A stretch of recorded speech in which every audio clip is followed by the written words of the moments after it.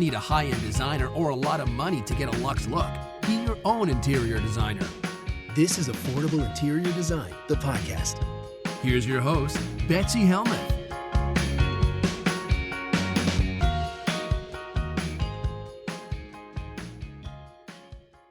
Hello, we are back for the third part of this three-part series on the business of interior design. And as you guys know from listening to parts 1 and parts 2, I am joined by Paulina DuPain, who not only has a very extensive background working in the interior design industry before coming to this firm. She's been with this firm for nearly 7 years now. So I'm really glad she's back today to answer even more of your questions. And guys, if you're saying, who is Paulina? Tell us more. Just go back to part 1 and she'll give you some background. And of course, you won't want to miss parts 1 and 2. So Paulina, welcome back again.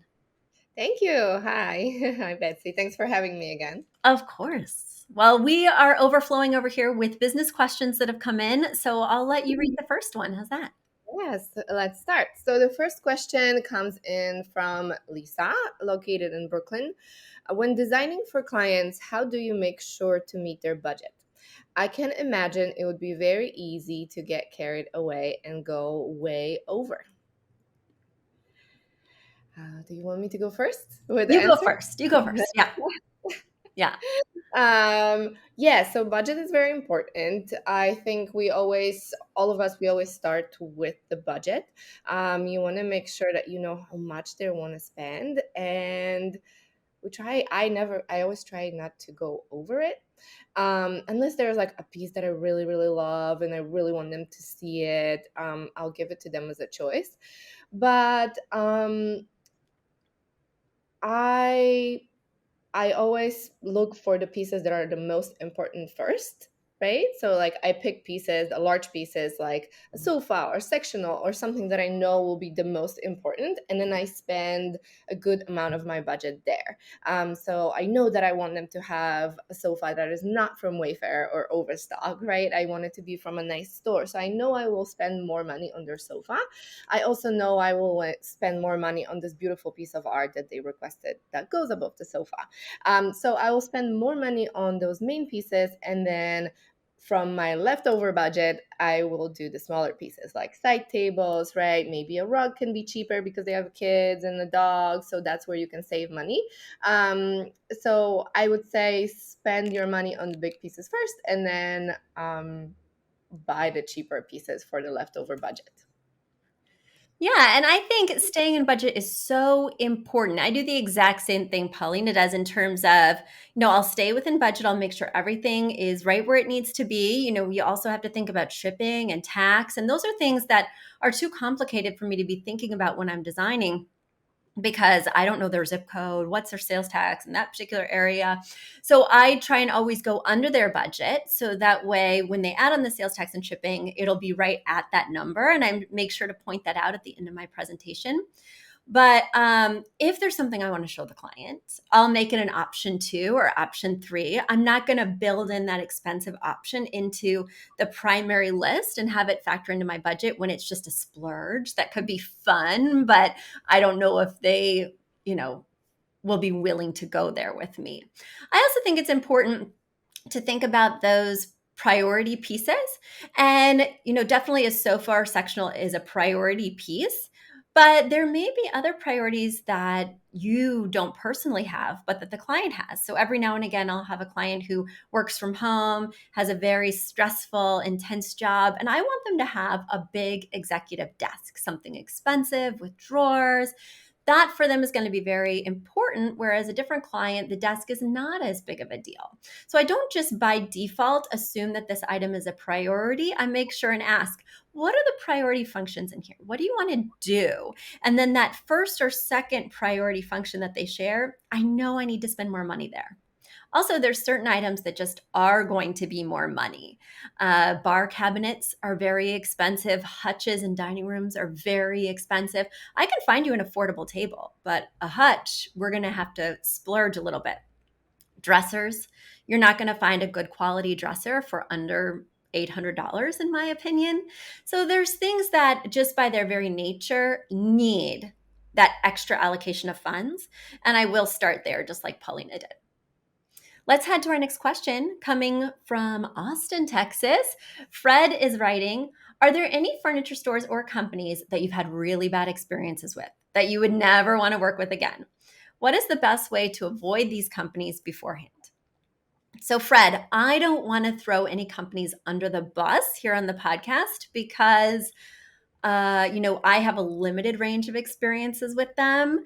And I want to be careful. Podcast lives in perpetuity, and maybe some of these businesses that I don't love will get their act together and be great businesses moving forward. And 3 years ago, I said something naughty about them. So I'll watch myself. But the thing that I share with my designers is if it's a company that you're not familiar with, that you've never ordered from before, then you definitely want to avoid getting expensive pieces there because they may not be of quality. But before you do anything, I take their name, so XYZ Company, and I search XYZ Company and Better Business Bureau.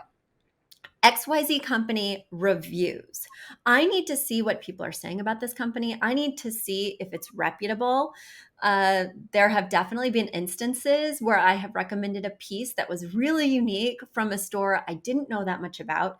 And I let the client know, I've never ordered from this store before. I'm not sure, but you cannot find this wallpaper anywhere else. And I want you to have this wallpaper. So let's take a flyer on it, but use your American Express where you can have the charge reversed quite easily because I just don't know this company.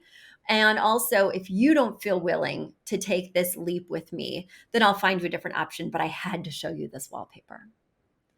So that's how I feel, Fred. But now, I find, and I don't know about you, Paulina, that more and more small companies are popping up that seem to have really gorgeous inventory, but that don't have great reviews.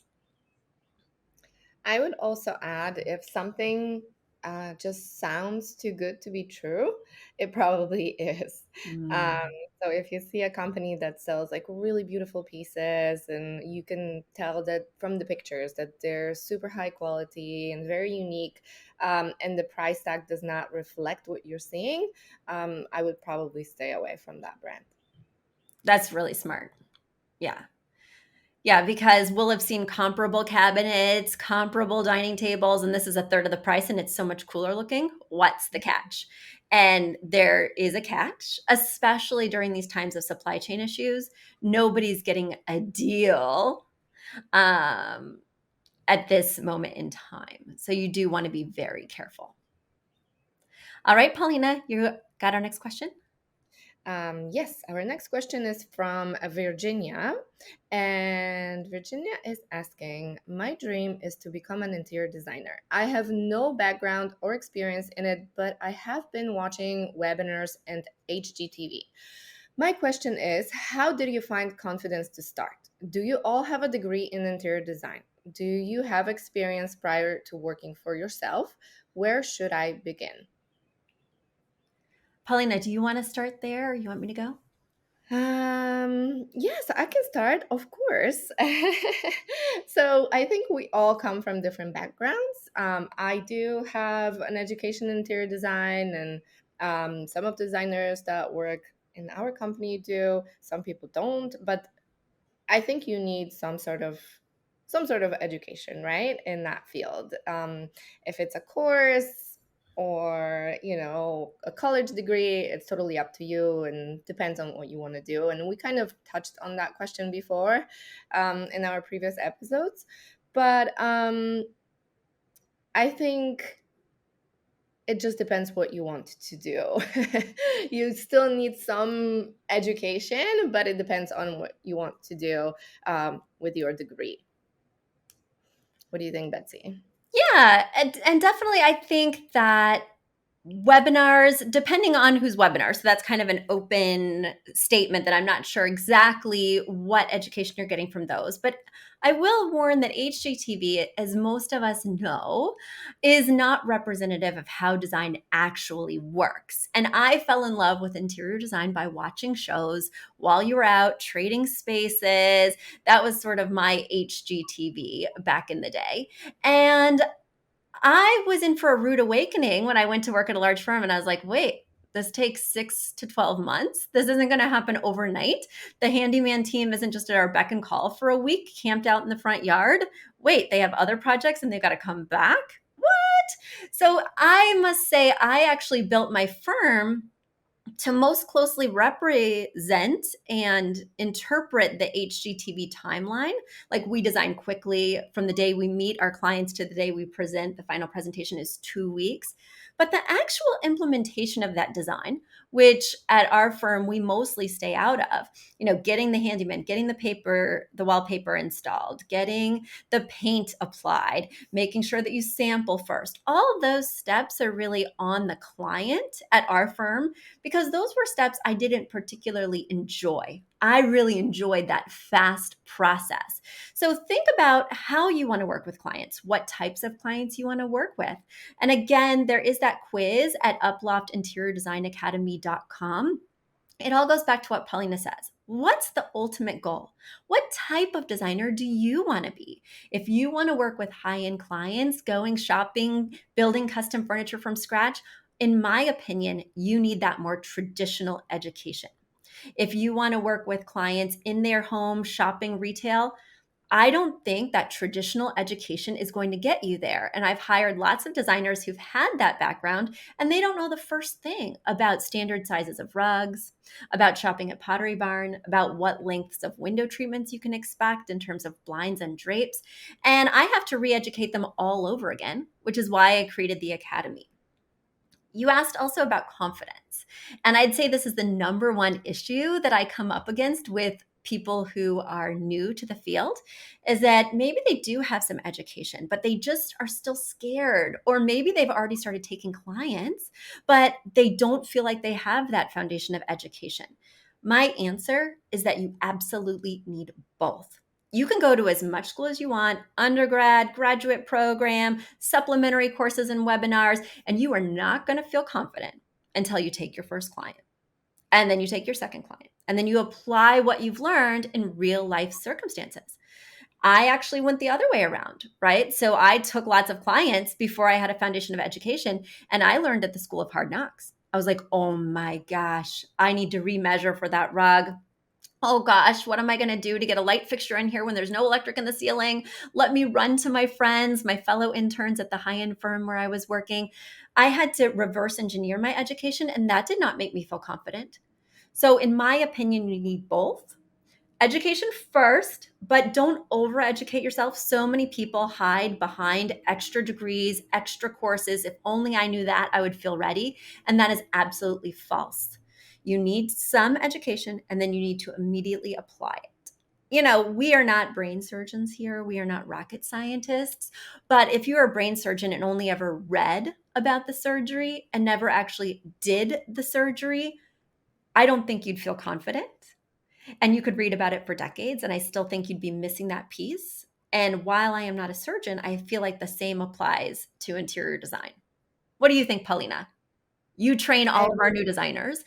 So how do they build that confidence? I absolutely agree. I think you have to really get yourself out there in order to build that confidence. And I think you have to back it up with some knowledge. Like, you really need some knowledge, because without knowledge, you will never be comfortable. You'll never be confident. The clients will ask you questions that, they will expect you to have answers to. And you will not be confident if you don't have those answers, if you don't know what's the proper height of a dining table, and how high is the dining chair that should go underneath it. Like, what are those standard sizes, right? How much of a clearance you need between the coffee table and the edge of the sofa, how much space you need for walking. So I think there's a lot of stuff that you need to learn first in order to be confident. And then, like Betsy said, you just need to practice. Go out there, practice, and also manage your expectations. HGTV probably is probably not the best source to help you manage your expectations, because everything happens so fast, and it's just not the reality of the industry. So getting to know the industry a little bit better, knowing what the timelines really are in real world will also help you be more confident and a better designer in the future. Right. You can tell your clients what to expect. When you have those answers, they will feel confident in you. And in turn, you will feel confident with them. And, that's why we created the Academy, Paulina and I, because we were training designers to work at our firm, designers who'd been to school, traditional school with degrees and debt, designers who hadn't been to school. And we found that they succeeded at the same rate. And we had to train them the same way. They both didn't understand sort of how to apply the learning they may have had in other industries or in that traditional schooling to clients that they were taking. What do I do from the minute I step in their doorway to the minute I leave? What does the workflow look like? I'm a deer in headlights over here. I know the history of a Queen Anne chair. I don't know if they like Queen Anne chairs or how to talk to them about this stuff. So it's so important that you can always educate yourself by learning the history of something, or I want to take a deep dive into what comprises chenille fabric. Educating yourself is always beautiful, but don't over-educate yourself to the point where, you're just using it as a delay tactic. So go out there, get some education, and take some clients. You're ready, Virginia. Almost ready. Let's move to Susie's question from Warwick, Rhode Island. I love Rhode Island. I'm headed out there for vacation in just a few short weeks. I love Rhode Island. Nice. Yeah. I go there every summer with my kids because it's close enough, but far enough. Yeah. And we know all the places to eat now, all the good beaches. So I don't have to think about it, right? My husband's like, why do we keep going back to the same place? And I'm like, because I can just plug and play. Yeah. But Susie's having some trouble. She's writing, I'm having trouble finding more clients. I've had a few, mostly within my sphere of influence, friends of friends and stuff like that. What is a good way to market right now? How should I begin to look for clients? I would love to consistently have something to work on. Well, I have some insights on that because, at our firm, we need ideally 40 clients a month, and we close 24 to 33% of our leads, which means we need a whole lot of leads to get 40 clients. And there's a lot of strategies you can use, but as a new designer just starting out, you want to make sure that you have a Google My Business listing page. And you want to make sure that you have a website. The website does not need to be robust. It does not need to have 20 pages initially. It just needs to share, who you are, what your background is, pictures of your work, and how people can contact you. You don't even have to put your pricing or your plans on there right away as you're kind of figuring things out. Then you do want to get some business cards so that you can spread the word about your new venture. And it doesn't have to be a business card format. Could be a postcard, could be a brochure, but something that you can hand out to those friends and family so that they can pass that along. Something so that way when you join your local chamber of commerce, or when you're at business meetings, or when you're just, out at a soccer game with your kids and another mom or dad asks you what you do, you can just hand them this brochure and say, this is what I do. So you do want to start initially with that word of mouth. You do want to get those successful clients who are friends of friends of family members to then write you reviews. You're going to need those reviews on your Google My Business page to start building your credibility. And does it start slowly? Yes. Does it snowball quickly? Yes. But that's why you want to make sure that your clients have really good experiences with you. Why you want to make sure to have that foundation of education so that they will be so excited to refer you. When people come over to their house, wow, who did this? Well, Susie in Warwick did this. You're going to want to hire her too for all your needs in Narragansett. So make sure that you set people up for success by handing them extra brochures and giving them an amazing experience so they'll want to rave about you. You'll be surprised at how quickly things come along. And soon Susie's going to want to rehire you. Or no, you're Susie, the designer, excuse me. Soon that friends and family person is going to want to rehire Susie to do 3 more rooms or whatever's next. So just you wait.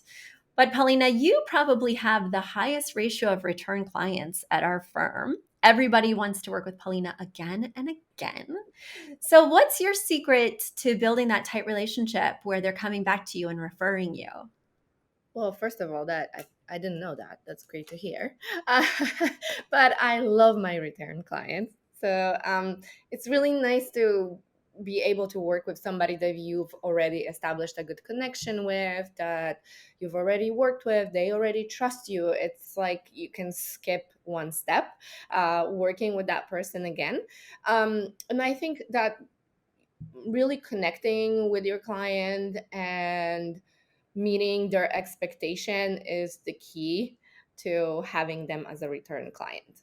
Um, really, really meeting their needs or being responsive to what their needs are is the most important, in my opinion. Of course, you have to get to know that person, right? Like you really get to know them. I think on a personal level, you know their cat's name, you know their kids' names, right? And that's also really important because you're designing for their life. You're designing for every day of that person's life. So you have to get close and you have to get personal, and you have to make sure that you really listen.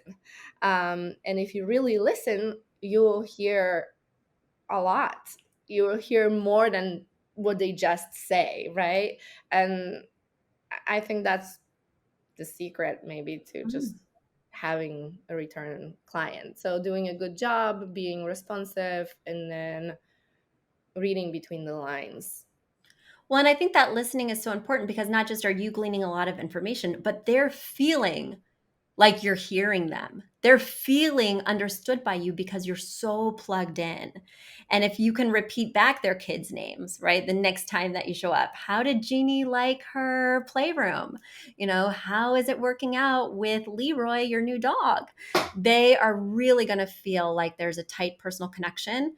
And you kind of become like an ancillary family member. Wait, I'm working with this client this afternoon and her daughter Mia is getting ready for college. How do we need to transform this room from something that was right for a tween to something that's right for somebody who's, becoming her own person and may not be there all that much?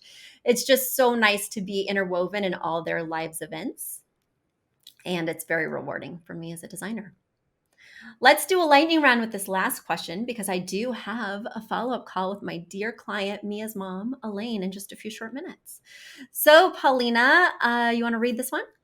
Yes. So the next question is from Renee from Burbank, California.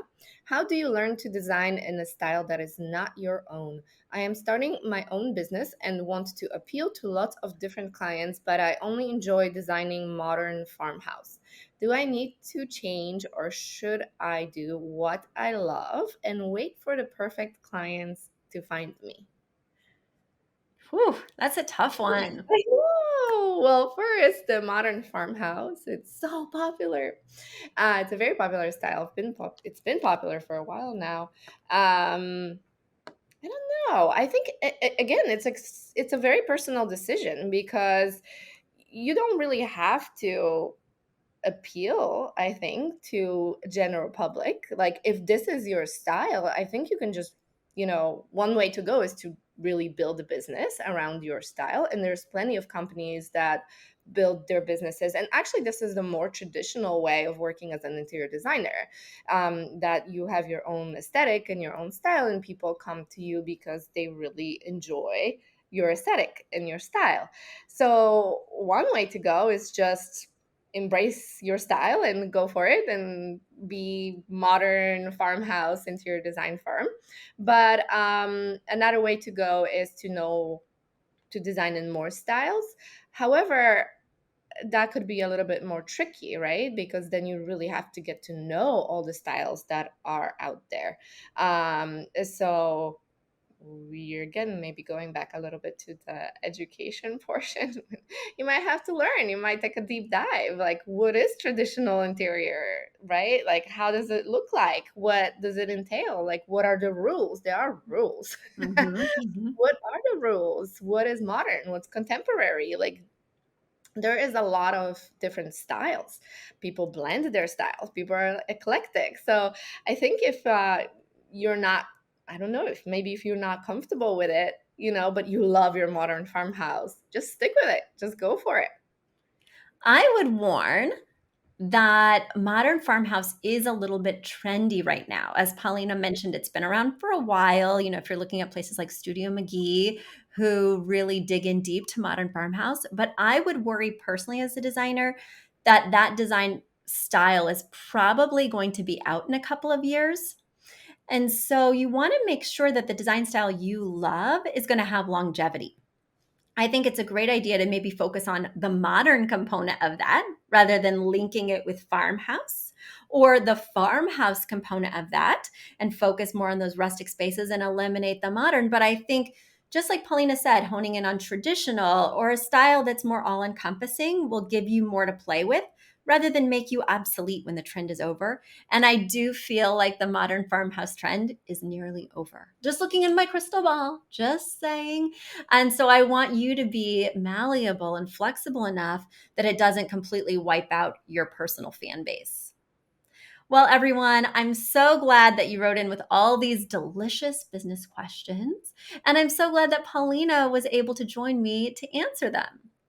It was great to be here. Well, Paulina, I will see you very shortly at another one of our amazing team meetings.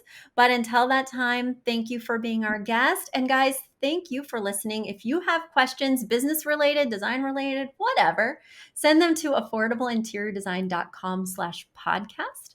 Once again, go to affordableinteriordesign.com/podcast. You'll see a little button there that says submit your question to the podcast, and we will answer it on an upcoming show.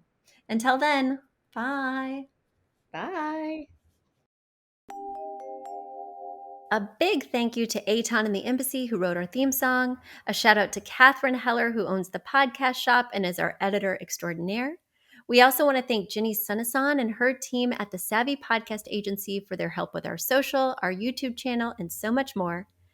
We also want to thank Uploft, which is our parent company who supports this podcast. And lastly, we owe a huge debt of gratitude to you. Thank you so much for tuning in and for all your support.